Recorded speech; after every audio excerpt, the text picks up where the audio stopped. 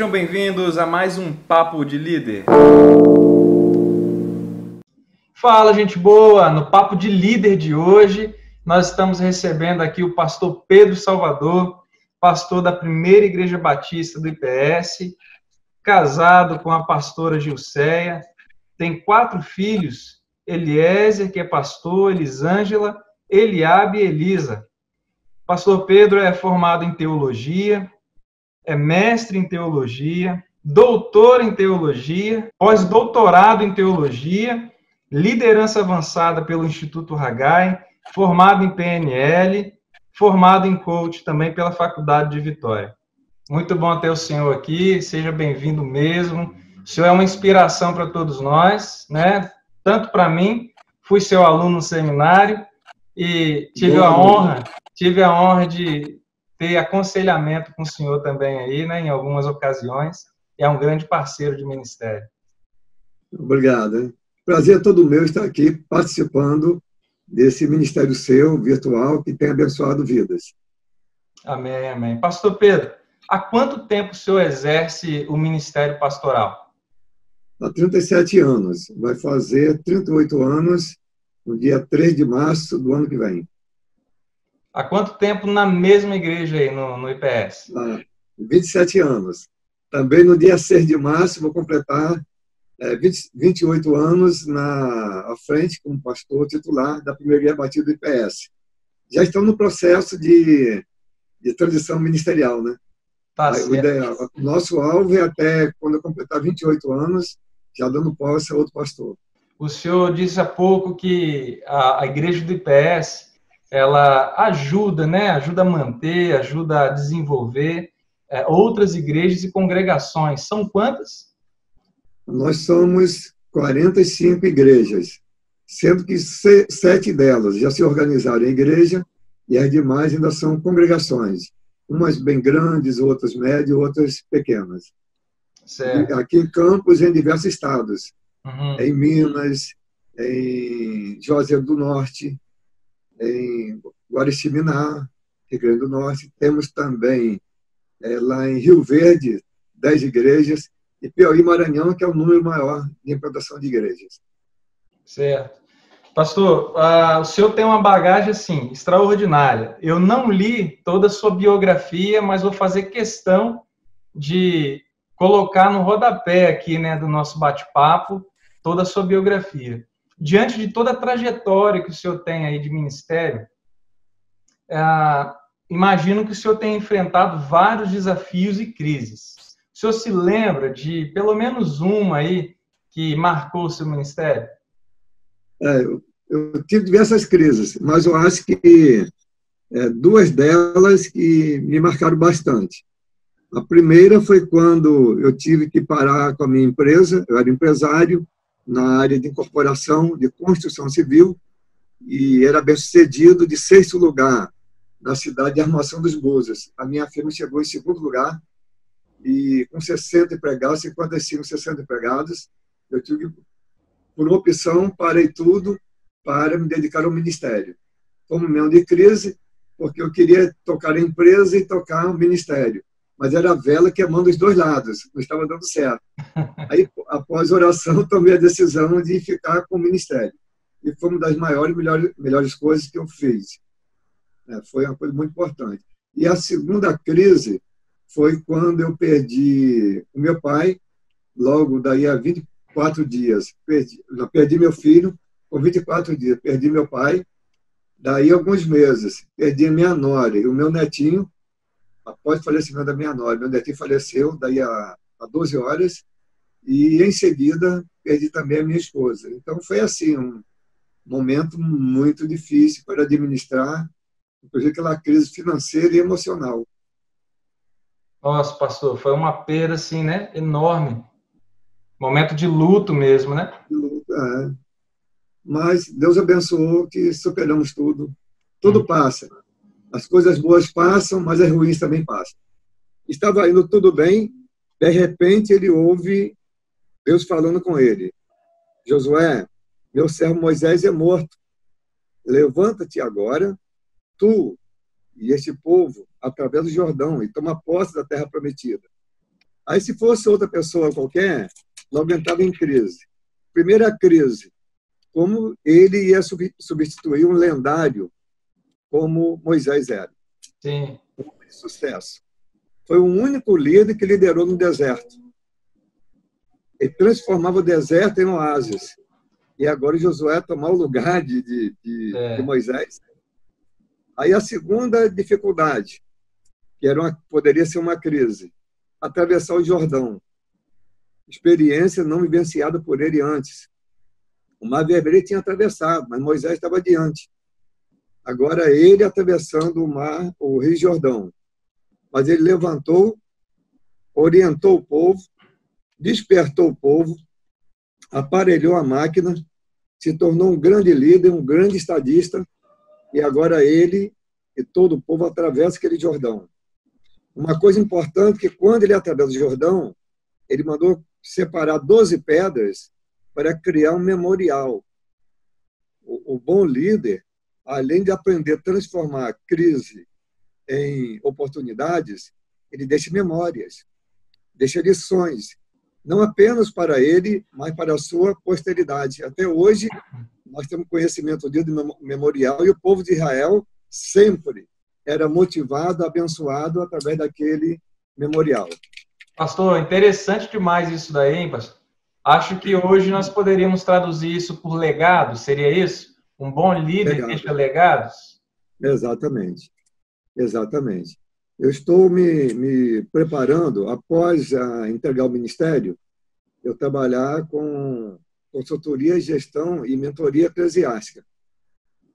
Aí estou pegando esses anos que eu tenho de ministério, de magistério, dos cursos que vem fazendo, estou agora até escrevendo um material para servir de base para esse curso.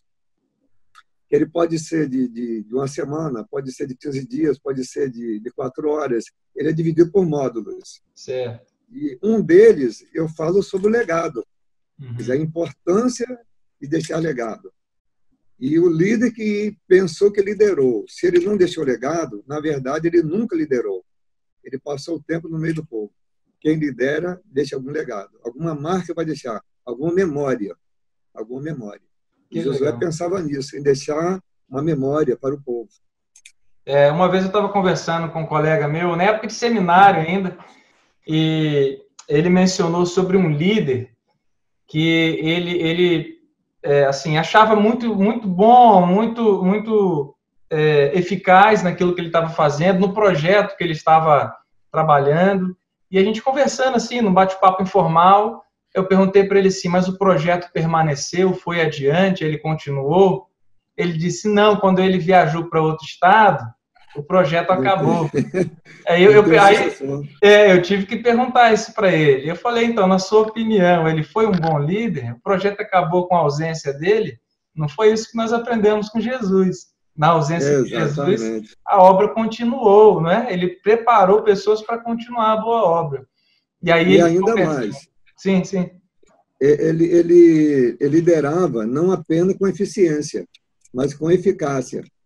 Quando ele fala para os discípulos, vós fareis obras maiores do que essa que eu faço. Quer dizer, tal foi o legado, o preparo, que a expectativa é que os discípulos iriam produzir muito mais do que ele. Jesus não tinha ciúme em ver que seus liderados estavam avançando e aprendendo. O bom líder, ele além de transformar a crise em oportunidade, ele também está preocupado em deixar legado. Eu acho isso fantástico, porque o apóstolo Paulo ele aprendeu muito bem sobre isso, né? E ele fala isso algumas vezes nas cartas, inclusive para Timóteo, o que aprendeu, o que ouviu de mim perante muitas testemunhas, não é isso? Isso praticai e procure outras pessoas idôneas, íntegras, capazes de ensinar a outros. Eu acho isso extraordinário. É uma bola de neve, né? E o próprio Deus, quando chama Moisés, ele deixa bem claro, olha, Moisés é morto, mas a obra continua. É morto, mas a obra continua. Levanta-te, você e este povo, entra na terra. E Moisés tinha preparado muito bem Josué para continuar sendo um líder do povo de Israel, sendo um estadista. E Deus, com isso, estava dizendo para Josué, dizer o seguinte, olha, Moisés morreu, mas eu continuo no trono, continuo vivo.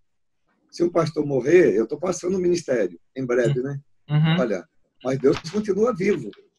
Não é? O meu tempo está vencendo. Vai chegar o tempo de outro. Sai Josué, entra Moisés. Mas Deus continua. Ele tem um projeto, o reino é dinâmico e é progressivo, e tudo que Deus deseja fazer, ele faz, porque também ele é soberano.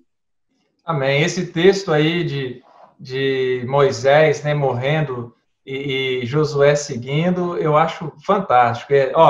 Moisés morreu. Josué, toca o barco, agora é contigo. Assume agora daqui para frente, né? Eu acho isso muito interessante. Muito. Poderia ser um fim. Olha, Moisés morreu. Não é? Se a notícia parasse por ali. Mas para Deus não para. Uhum. Moisés morreu, mas eu continuo vivo, meu projeto continua de pé, e agora eu quero fazer através de você. E isso aconteceu. Muito bom, muito bom. Pastor, aí diante de toda a sua experiência, né, ministerial, com liderança, e também em relação a todo o campo de estudo que o senhor tem, quais dicas o senhor poderia deixar para os pastores e líderes que estão assistindo e ouvindo a gente aí? Olha, são várias dicas, mas eu começaria o seguinte: na liderança espiritual, quem quiser ter sucesso, comece amando a Deus sobre todas as coisas, buscando o reino em primeiro lugar, odiando Satanás e todas as suas obras. Eu diria que isso seria o alicerce de uma liderança espiritual.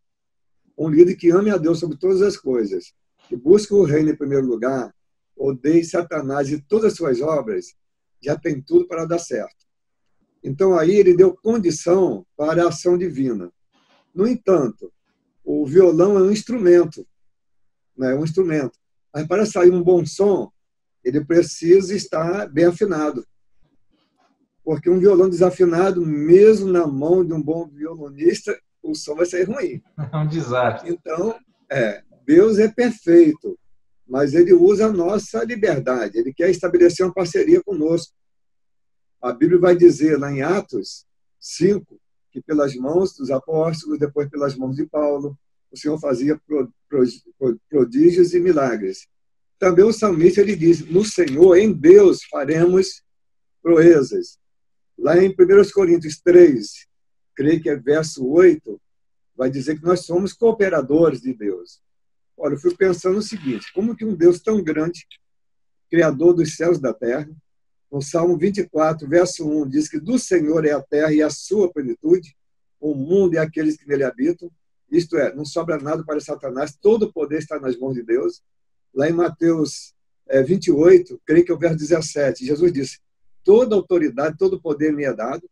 Como que esse Deus todo poder, em todo poder, um Deus onipotente, onisciente, quer estabelecer parceria comigo, com você, com o ser humano, com o homem, com a mulher? Mas Paulo tinha essa visão, que nós somos cooperadores. É interessante que no verso 6 de 1 Coríntios 3, ele diz: eu plantei, Apolo regou, mas Deus é que dá o crescimento. Aí a gente vê ali 4 ações. 3 estão explícitas: plantar, regar e crescimento. Mas tem o germinar, que não está explícito, mas está implícito no texto. Uhum. Então, eu plantei, aí Deus faz germinar. Quem faz germinar é o Espírito Santo, que pega a palavra e faz germinar. Agora, eu preciso cultivar, mas quem dá o crescimento é Deus. É interessante que você olhe nas ações que não começa com Deus, começa com o homem. E Deus quis, Ele quer que seja assim. Então, o homem semeia a palavra. Aí Deus faz germinar, aí é a parte divina. O homem cultiva, e Deus faz crescer. Então, precisamos ter essa visão espiritual e entender que uma parceria é Deus e homens. Então, Deus é completo e perfeito. Aí o ser humano precisa se aperfeiçoar. Começando por onde? A plataforma que é a sua conversão e depois a santidade, amando a Deus sobre todas as coisas, buscando o reino em primeiro lugar, e odiando Satanás e suas obras, mas precisa também criar habilidades. Uhum. Né? Na administração geral, nós encontramos 3 habilidades, que é a habilidade técnica, a habilidade humana e a habilidade conceitual. Sendo que o líder espiritual, o pastor, além dessas 3 habilidades, ele precisa buscar mais 2. Além da habilidade técnica, humana e conceitual, ele precisa ter uma habilidade eclesiástica, quer dizer, conhecer a Igreja de Cristo.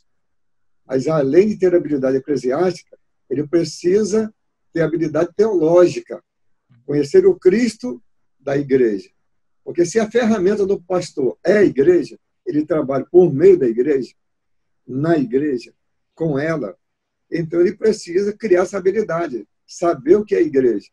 Eu levei esse tempo todo estudando, fiz 4 anos de seminário, no meu tempo era 4 anos, mas 9 anos estudando em São Paulo, me aperfeiçoando. Fui 9 anos viajando para lá e para cá, mas só estudei a teologia da Igreja, porque eu cheguei à conclusão, se eu chegar lá nos céus, sabendo pouco de direitos humanos, não tem problema. Sabendo pouco de geografia, não tem problema. Sabendo pouco de medicina, de matemática, não tem problema. De física, não tem problema. Mas se eu chegar lá sabendo pouco de igreja, tem problema, porque ele me chamou para apacentar as ovelhas que compõem o seu corpo, que é a igreja. Então, o líder precisa criar habilidades. E algumas habilidades ele vai conseguir criar na prática. Mas outras, ele vai conseguir criar indo à fonte, estudando, fazendo curso, lendo bons livros, se aperfeiçoando, escrevendo. Não vem assim de mão beijada. Sim. É de mão beijada. Isso precisa realmente de uma formação. É importante que isso aconteça. Para quê? Para que ele esteja perfeitamente preparado para executar esta obra, que é uma excelente obra, que é a obra da liderança cristã, principalmente a liderança cristã no que tange a liderança pastoral. Eu amo isso. Uhum. Que top, pastor. É o texto lá de Timóteo também, né? A Timóteo Exatamente. Procura apresentar-se aprovado nisso, como quem maneja bem a palavra da verdade. Essa palavra, né, manejar, é como quem está segurando bem uma tesoura e está cortando com maestria ali, não é isso?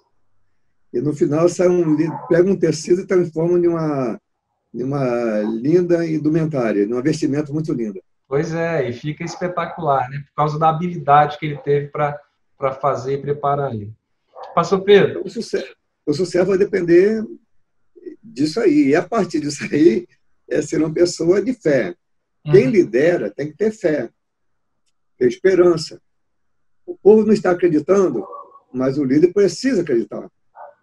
Porque se ele não acreditar, ele não vai adiante. O povo sabe, quando nós falamos com fé, com esperança, e quando apresentamos um projeto, mas nós mesmos estamos crendo nele. O povo sabe disso. Eu imagino Moisés diante do povo de Deus, a maneira como ele falava. Eu imagino Josué, o entusiasmo. Ele viu o Jordão como sendo um riacho. O entusiasmo, a convicção, a fé, o otimismo, a base. Porque para eu ter base, eu não preciso ter experimentado, ter feito. Josué nunca tinha atravessado o Jordão, mas podia adquirir essa convicção antes de atravessar. E ministério é isso. Ministério não é aventura, não é. Mas o ministério o que é? É você trabalhar com base aos Hebreus 11, como aquele que vê o invisível. Amém. Os Hebreus 11, verso 1. Quando chega no verso 27, vai dizer que Moisés permaneceu firme como aquele que vê o invisível. Ele já via Canaã antes de entrar nela. Que coisa, né? É extraordinário isso. Eu me lembro de uma aula do senhor, pastor, que o senhor comentou sobre o líder ser visionário. Ele é como aquele homem que está lá em cima, no topo da árvore, apontando para todo mundo. É isso aí, nós estamos no caminho, nós estamos, né, adiantando, está logo adiante o lugar que nós vamos chegar. Com isso, quer dizer que a maior visão deve ser do pastor. Liderar a visão da liderança pastoral, ele tem que entender isso. A maior visão tem que estar com ele. Lá em Atos 20, 24, Paulo diz que ele não tinha como preciosa a vida dele para ele mesmo, a não ser que completasse a carreira, o chamado dele. E ele completa dizendo, o ministério que recebi do Senhor. Então, o pastor tem que entender o seguinte, se ele está em uma igreja, está liderando, aquele ministério é dele, a visão maior é a dele. Ele compartilha a sua visão. O povo tem liberdade de acrescentar, de mudar um pouquinho para lá e para cá, mas nunca mudar a essência. Uhum. Pode mudar o trivial. Por exemplo, se quer pintar o templo, vai pintar e volta a pintura. Agora, se vai ser branco, vermelho ou preto, não é o essencial é a pintura. Uhum. Então, todo projeto pode ser mexível, que o ser humano a mente falha. Porém, o cerne do projeto, o objetivo daquele projeto, que está na mente, no coração do pastor, isso não pode ser mudado.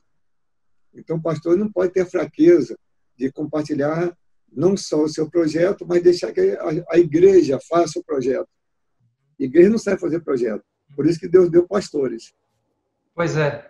É um texto que norteia o meu ministério é Efésios 4:11, 11:12, né? Deus levantou pastores, apóstolos, evangelistas, a fim de preparar os santos para a obra do ministério. Ele levantou uma categoria de líderes específica, né, para poder preparar os santos, o povo, para a obra do ministério. Eu concordo plenamente, penso mesmo que quem sustenta, né, uma visão ministerial ou da igreja local é o pastor, porque Deus levantou o pastor para isso, para cuidar do povo dele e dar direção ao povo. Não foi assim no livro dos Juízes, né? Quando Exatamente. Deus levantava um libertador, um juiz ali, o povo caminhava bonitinho. Quando ele morria, o povo bagunçava o coreto. Regredia. Então, ele não pode negociar a sua visão. Visão é imexível, visão não se negocia. Porque a visão é a essência, mas as metas, como essa visão vai ser alcançada, aí sim, o pastor deve descentralizar, deve democratizar e deixar que o povo participe. Porque, quanto às metas, ele tem pessoas com mais habilidade que ele.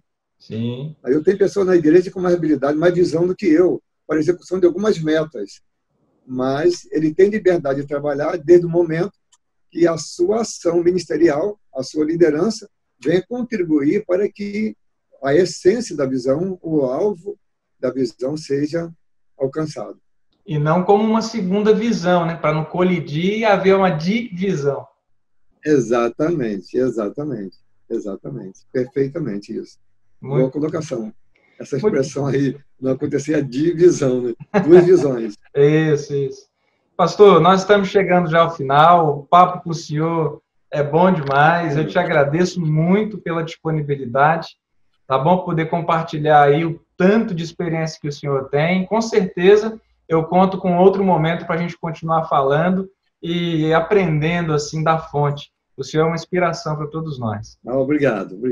Gentileza sua. Deus abençoe, tá bom, professor? Muito obrigado mesmo aí.